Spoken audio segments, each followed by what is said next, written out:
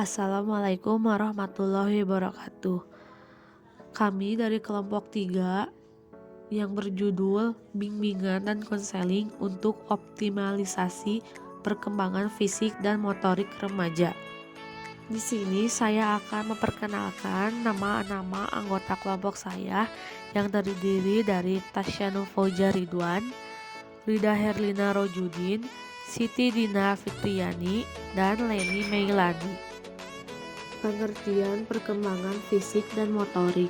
Perkembangan fisik atau yang disebut juga pertumbuhan biologis, biological growth, merupakan salah satu aspek penting dari perkembangan individu yang meliputi perubahan-perubahan dalam tubuh.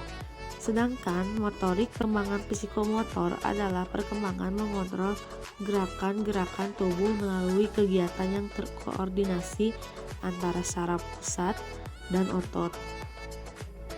Indikator perkembangan fisik dan motorik. Beberapa penelitian mengenai pertumbuhan fisik dan remaja menunjukkan bahwa pertumbuhan tinggi badan pada masa remaja lebih cepat bila dibandingkan dengan masa-masa sebelumnya. Dan perubahan proporsi tubuh pada remaja wanita terjadi lebih cepat daripada remaja laki-laki. Hal ini karena dengan jelas bahwa wanita usia 12, 13, atau 14 tahun, anak wanita lebih tinggi daripada laki-laki. Pada masa perkembangan remaja juga merupakan tahapan pubertas. Remaja dalam tahapan perkembangan kognitifnya memasuki tahapan operasional formal. Tahapan operasional formal ini dialami oleh anak pada usia 11 tahun ke atas. Pada tahapan operasional formal ini, anak lebih mampu mewujudkan sesuatu keseluruhan dalam pekerjaannya, yang merupakan hasil dari berpikir logis.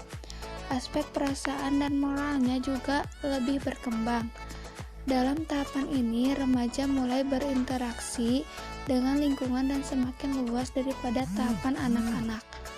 Remaja mulai berinteraksi dengan teman sebayanya dan bahkan berusaha untuk dapat berinteraksi dengan orang-orang dewasa. Karena pada tahapan ini, anak sudah mulai mampu mengembangkan pikiran normalnya. Mereka juga mampu mencapai logika dan rasional serta dapat menggunakan abstraksi. Faktor penyebab dan dampak perkembangan fisik dan motorik. Ada beberapa faktor, yaitu sebagai berikut. Yang pertama, faktor internal. A. Sifat jasmania yang diwariskan dari orang tuanya. Anak yang ayah dan ibunya bertubuh tinggi cenderung akan lebih cepat bertubuh tinggi dibandingkan anak yang berasal dari orang tua yang bertubuh pendek. B. Kematangan. Secara sepintas, pertumbuhan fisik seolah-olah telah direncanakan oleh faktor kematangan. Meskipun anak itu diberi makan yang bergizi tinggi, tetapi kalau saat kematangan belum sampai, pertumbuhan akan tertunda. Misalnya, anak berumur 3 bulan diberi makan yang cukup tinggi supaya pertumbuhan otot kakinya berkembang, sehingga mampu untuk berjalan. Ini tidak akan mungkin terjadi sebelum mencapai umur lebih dari 10 bulan. Yang kedua, ada faktor eksternal. A. Kesehatan. Anak yang sering sakit-sakitan, pertumbuhan fisiknya akan terhambat. B. Makanan. Anak yang kurang gizi, pertumbuhannya akan terhambat. Sebaliknya, anak yang cukup gizi, pertumbuhannya akan lebih pesat. C. Stimulasi lingkungan. Individu yang tubuhnya sering dilatih untuk meningkatkan percepatan pertumbuhannya akan berbeda dengan yang tidak pernah mendapat latihan. Dampak perkembangan fisik pada remaja umumnya adalah seperti yang di remaja putri, seringkali gerak-geriknya menjadi lebih canggung diakibatkan pertumbuhan pada payudaranya. Lalu seperti remaja laki-laki, pertumbuhan jakun menyebabkan suara remaja itu menjadi parau untuk beberapa waktu dan akhirnya turun oktav. Strategi bimbingan konseling untuk masalah perkembangan fisik dan motorik.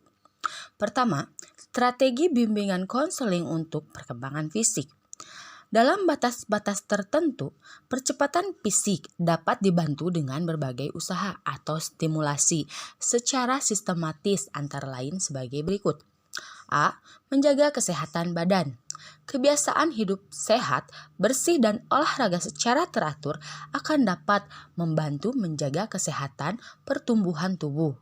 Namun, apabila ternyata masih terkena penyakit, haruslah segera diupayakan agar lekas sembuh, sebab kesehatan sangat berpengaruh terhadap pertumbuhan fisik. B.